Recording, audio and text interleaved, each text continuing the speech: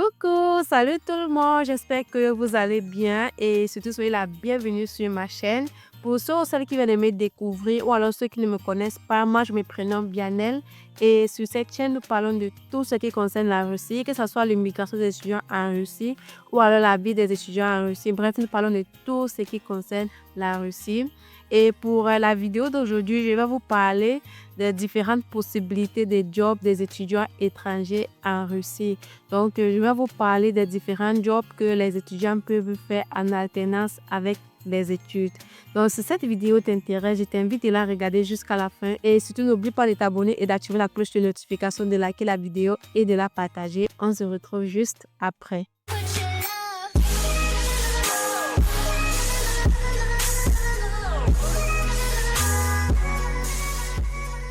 Donc voilà, concernant les jobs en Russie, les étudiants ont bien la possibilité de travailler tout en fréquentant en même temps.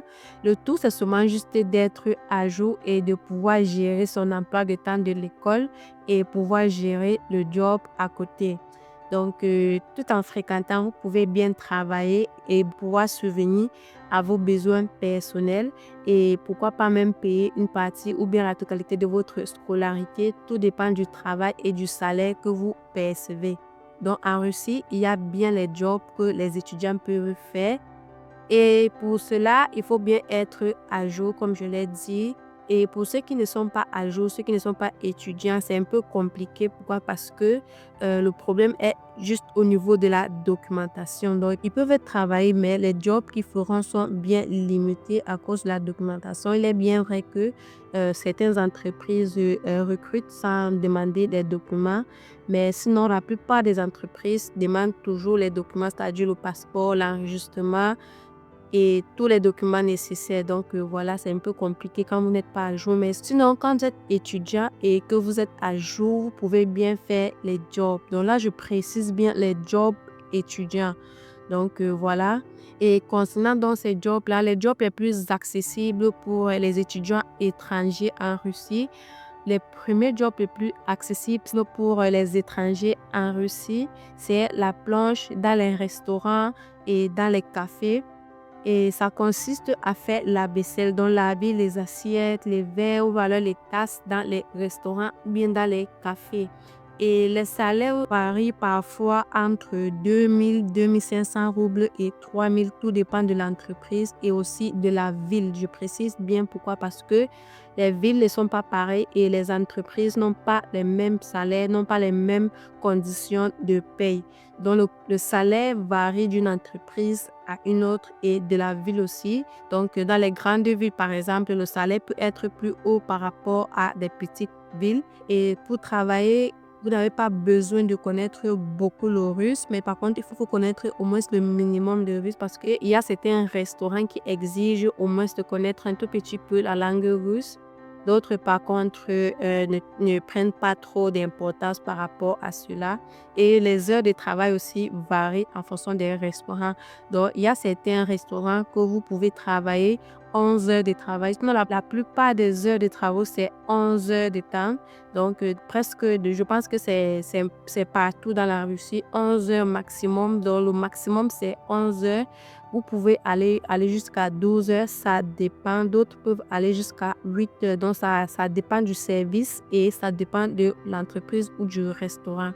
Et le deuxième travail le plus accessible pour les étudiants étrangers en Russie qui ne nécessite pas vraiment la langue, c'est le ménage. Le ménage, c'est toujours dans les restaurants ou bien dans les bars ou alors dans les bureaux. Et les ménages, ça consiste de nettoyer le sol, de nettoyer les murs, bref, on fait le ménage en général. Donc voilà. Et les heures aussi, c'est toujours 11 heures de travail. Pour la plupart des restaurants, c'est toujours 11 heures. Et pour les bureaux, ça varie. Ça peut être 8 heures, ça peut être 5 heures. Bref, ça dépend. Il y a plusieurs horaires. Et les salaires aussi, ça varie selon les heures parce que Celui qui fait 5 heures de travail n'a pas le même salaire que celui qui fait 11 heures de travail. Donc voilà. Et aussi, il y a certains restaurants qui payent par heure. J'ai oublié de préciser. Il y a certains restaurants qui payent par heure, d'autres qui payent la journée. Donc voilà. Et ceux qui payent la journée, parfois, ça peut aller de 2 000 à 2 500 ou bien 3 000. Ça dépend. Surtout dans les grandes villes, les salaires sont un peu plus élevés par rapport aux petites villes. Et ceux qui payent par heure, ça peut aller à 190 roubles, 200 roubles ou bien 250. Ça dépend du restaurant et de la ville également. Donc voilà. Et à côté aussi, il y a les chantiers. Le chantier, ça consiste beaucoup plus les hommes parce que les femmes ne peuvent pas faire les chantiers. C'est un travail un peu difficile. C'est un travail uniquement pour les hommes. Donc le chantier, vous pouvez faire la peinture, vous pouvez faire la rénovation ou alors vous pouvez être manœuvre dans les chantiers de construction. Et ces chantiers-là, c'est généralement plus en été. Et aussi, la paye, bon là, je ne saurais me prononcer sur la paye parce que moi, personnellement, c'est pas un truc que j'ai déjà eu à faire. Donc voilà. Et après aussi, pour les filles qui savent tresser, elles ont la possibilité d'aller au sud pour les tresses. Dans le sud, c'est un meilleur moyen pour les filles de pouvoir maximiser en été pour pouvoir économiser et pouvoir payer leur scolarité et ou même encore payer leur foyer universitaire.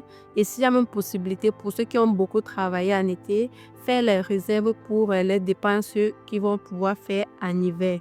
Donc voilà, pour les filles qui savent tresser, elles peuvent aller au sud, soit faire 2 mois, soit faire 3 mois et pouvoir bien économiser pour pouvoir avoir les réserves. Donc voilà, si tu es une fille et que tu es encore au pays et que tu envisages venir étudier en Russie, je te conseille d'apprendre à tresser. Pourquoi? Parce que ça va beaucoup t'aider en Russie. Non seulement ça va t'aider pour le sud, mais ça va t'aider pour toi-même personnellement étant en Russie.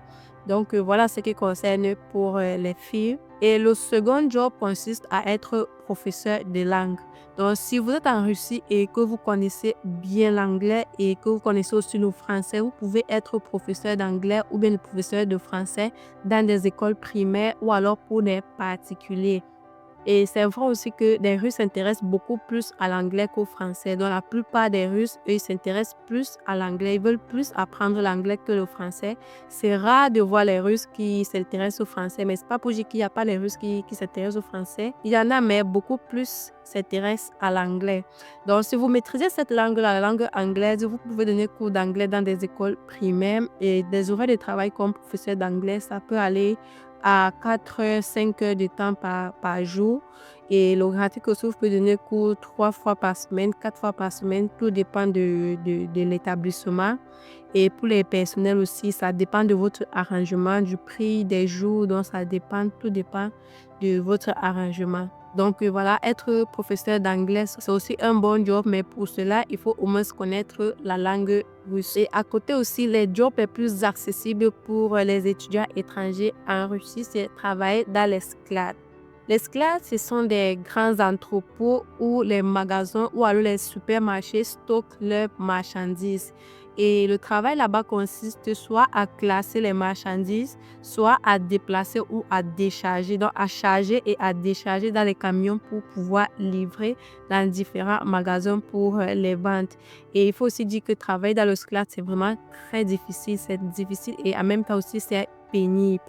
Et les travaux là-bas, c'est généralement 11 heures de temps et les graphiques sont soit libres ou alors les graphiques sont fixes. Donc, vous pouvez travailler la journée comme vous pouvez travailler la nuit.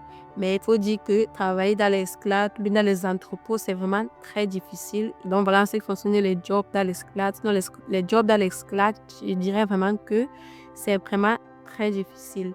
Et si vous comprenez la langue russe et que vous parlez, vous pouvez travailler comme serveur dans des restaurants ou bien dans des bars. Et aussi, vous pouvez être aide cuisinière ou bien cuisinière dans des restaurants. Donc, travailler comme cuisinière ou bien aide cuisinière dans les restaurants, c'est un travail aussi qui paye vraiment très bien. Mais sauf qu'il faut connaître la langue russe. Si vous ne connaissez pas la langue russe, mais si vous ne comprenez pas ou si vous ne parlez pas le russe, ça serait difficile de travailler dans des restaurants. Donc, il y a les jobs que vous ne pouvez pas faire si vous ne parlez pas ou bien si vous ne comprenez pas les Russes. Donc, ceux qui arrivent en Russie et qui disent qu'il n'y a pas de job en Russie, je suppose que c'est ceux-là, au moment d'apprendre le russe, ils jonglaient le cours et après, maintenant, ils ne s'en sortent pas, ils ne parlent pas, ils ne comprennent pas. Et quand je ne comprends pas le russe, c'est difficile pour toi de travailler. Et puis, ils sont frustrés, ils disent qu'il n'y a pas de job. Sinon, il y a les jobs en Russie. Le tout, c'est seulement juste de parler ou bien de comprendre le russe. Ne pas être parfait, mais au moins comprendre et pouvoir s'exprimer au minimum est nécessaire pour pouvoir travailler. Sinon, il y a les opportunités. Il faut chercher. Le travail ne viendra pas vers vous. Il faut aller vers le travail pour trouver. Ne reste pas à la maison en disant que non, il n'y a pas le travail en Russie, il n'y a pas les jobs en Russie. Il faut chercher, il faut chercher. En cherchant, vous allez trouver. Donc, voilà. Et à côté aussi, vous pouvez faire les jobs de livraison. Les jobs de livraison, c'est soit les livraisons de repas. Donc, en Russie, il y a une application, ça s'appelle Yandex et surtout Yandex Yeda. Donc, voilà, on peut commander les repas dans l'application de Yandex Yeda. Vous partez soit dans les restaurants où la commande a été faite, vous prenez la commande et vous allez à l'adresse indiquée pour livrer. Mais sauf que pour faire ce genre de travaux, il faut non seulement connaître la langue, et aussi il faut maîtriser l'application Map pour pouvoir se déplacer et arriver à temps. Parce que le salaire, c'est en fonction du nombre de livraisons. Plus vous faites des livraisons, plus vous gagnez en argent. Donc, si vous êtes lent en livraison, non seulement vous aurez des critiques, et aussi votre paye sera peu. Donc, voilà, travailler dans des livraisons, ça consiste de maîtriser vraiment l'application Map pour être vraiment très rapide à la livraison et gagner vraiment beaucoup plus. Et à côté aussi, vous pouvez faire les taxis.